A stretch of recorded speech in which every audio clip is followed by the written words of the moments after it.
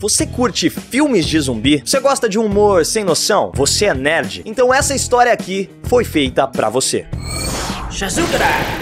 Mãe, Eu Quero um Apocalipse Zumbi é uma história em quadrinhos lançada por Edgar Agostinho em 2016, em que acompanhamos 4 amigos adolescentes como últimos sobreviventes de um apocalipse zumbi. E o legal dessa história é que você consegue se aproximar dos personagens. Eles são 4 amigos nerds, o Bruno, o Vitor, Murilo e Menegali, que gostam de se reunir pra jogar RPG. Eles têm gostos em comum, como videogame, todos eles têm problemas com a família, problemas em se relacionar com outras pessoas, e no geral, são esses gostos que aproximam os personagens e que tornam eles um grupo funcional, mesmo sendo disfuncional, já que eles não se dão assim tão bem. É claro que eles têm as intrigas dentro do grupo. Então, a princípio, quando a gente conhece os personagens, dá pra gente associar não só com a nossa realidade, com nossos amigos, mas com outras figuras da cultura pop, de outros filmes. O mais recente, Stranger Things, filmes clássicos de amizade dos anos 80, Conta Comigo, Goonies. Então, é um grupo de amigos que tem interesses em comum, por mais que eles sejam diferentes. E o que acontece que acaba tornando os personagens ainda mais próximos é um apocalipse zumbi completamente bizarro. Tem um apagão na cidade, simplesmente acontece um apagão que a gente não sabe se é só na cidade, se é no mundo inteiro, mas simplesmente ocorre um apagão e quando a luz volta, as pessoas se transformaram em zumbis. É bem sem sentido mesmo, do mesmo modo que um apocalipse zumbi também não faz sentido. Então os personagens tentam encontrar cura para essa epidemia zumbi, ao mesmo tempo em que eles têm que sobreviver, mas a gente tem que lembrar que são adolescentes também, então eles se veem diante de situações em que eles querem, vamos experimentar bebida, vamos dirigir, vamos aproveitar que nós somos os últimos seres vivos da Terra. Eu consegui sentir pelo menos uma referência bem clara ali, a Caverna do Dragão, que também a gente já vê no RPG, né, o próprio Dungeons and Dragons, mas a gente tem uma referência ao Mestre dos Magos, em uma cena muito divertida que acontece ali que você fica, mas nada disso faz sentido. Aí você para pra pensar que nada no geral faz sentido nessa história,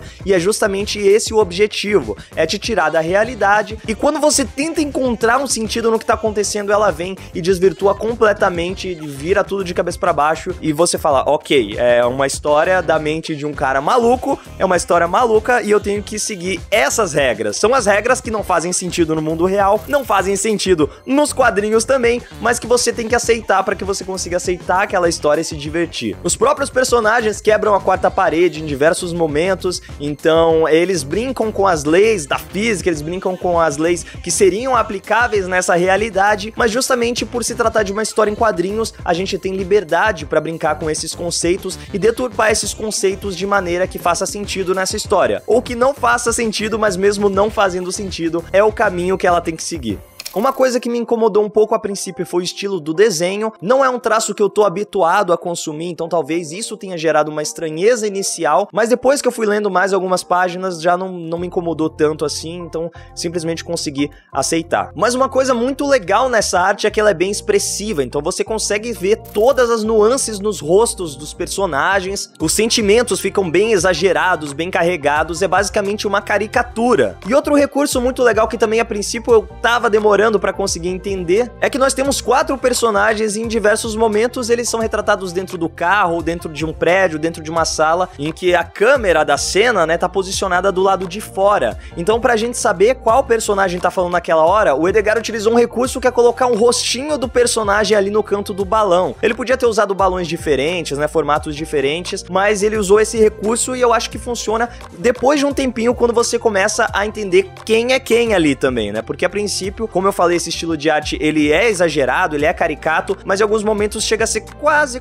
minimalista ali no balão, porque ele coloca elementos do rosto do personagem que você vai identificar, mas demora um pouquinho pra você conseguir entender quem é quem ali. Depois de algumas páginas fica mais tranquilo, você entende até mesmo pelo jeito que o personagem se comunica, você consegue saber, não, quem fala desse jeito aí é o Bruno, não, falando desse jeito aí só pode ser um Menegali. Então você vai entendendo como os personagens se comportam, e isso te ajuda a entender também um pouco melhor da arte. Bom, como eu tô falando o vídeo inteiro, as coisas não fazem sentido nessa história. Então se você tá procurando uma leitura mais pesada, algo, sei lá, pra te aproximar do que são os quadrinhos de The Walking Dead, ou nessa outra pegada de zumbis, isso aqui é bem diferente, cara. A gente vê muito mais da relação dos personagens, os zumbis ficam bem mais em segundo plano, então é muito mais o modo como adolescentes se comportam diante de um apocalipse zumbi. E é isso que eu achei legal, ele não se focou em, temos que combater zumbis, psicologia humana, em como a mente se comportaria. São jovens no meio de um apocalipse zumbi, jovens nerds, jovens que têm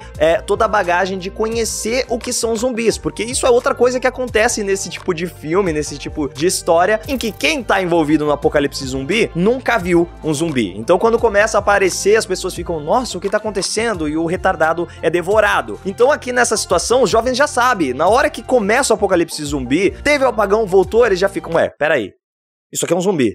Não, isso aqui não pode ser um zumbi. Então tem aquela negação inicial, isso não faz sentido, isso não poderia estar acontecendo, mas quando eles percebem que realmente estão em um apocalipse zumbi, eles falam, velho, esses zumbis vão querer comer a gente precisa se esconder, a gente precisa coletar recursos, a gente precisa ir atrás de uma cura. Eles tentam colocar um pouco de sentido nas coisas e eles mesmos vão percebendo que estão em um mundo em que as coisas não fazem sentido. E o modo como eles encontram as soluções para essas coisas sem sentido são muito divertidas.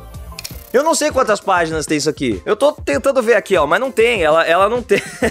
A revista não é numerada aqui embaixo. Então eu não sei quantas páginas tem e eu também não vou contar. Você se vira aí pra descobrir quantas tem. Mas dá pra você ler rapidinho. O ritmo de leitura é bem fluido. As ilustrações são bem bacanas. A partir do momento em que você entende que essas ilustrações são caricaturas, são exageradas, elas transparecem os sentimentos dos personagens, você consegue levar muito bem a leitura. E é uma leitura muito divertida, não só pelo conteúdo, mas pelo modo como ela é escrita. As referências que o Edgar coloca, principalmente pra galera nerd, vai conseguir pegar bastante coisa. Então essa é a nossa indicação do dia. Mãe, eu quero um apocalipse zumbi. Se você já leu, comenta aí embaixo o que você achou, se você tem histórias parecidas, se você quer que a gente fale sobre alguma história, comente aí embaixo. E não se esqueça também de se inscrever no canal e clicar no sininho pra ativar as notificações e não perder mais nenhum vídeo.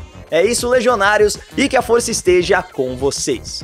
Eu não vou contar quantas páginas tem isso aqui. Por que o cara não numerou, velho? Mas dá pra você ler numa cagada, fica meio estranho de falar, né? Mas dá. Tá certo.